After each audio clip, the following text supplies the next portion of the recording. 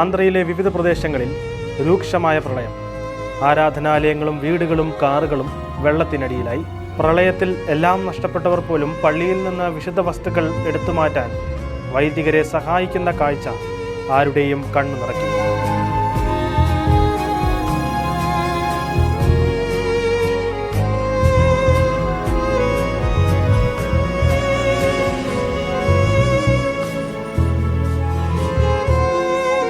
വിജയവാഡയിലെ അംബാപുരം, നൈനാപുരം എന്നീ ഗ്രാമങ്ങൾ പൂർണ്ണമായും വെള്ളത്തിനടിയിലാണ്. 2 ദിവസമായി തുടരുന്ന കനത്ത മഴയിൽ ആന്ധ്രയിൽ വൻ നാശനഷ്ടമാണ് ഉണ്ടായിരിക്കുന്നത്.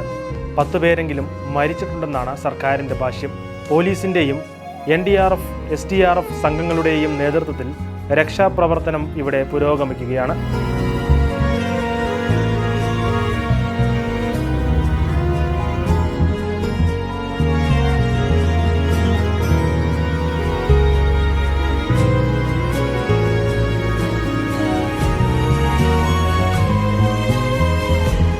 മുഖ്യമന്ത്രി N. ചന്ദ്രബാബു നായിഡു സ്ഥിതിഗതികൾ വിലയിരുത്തി.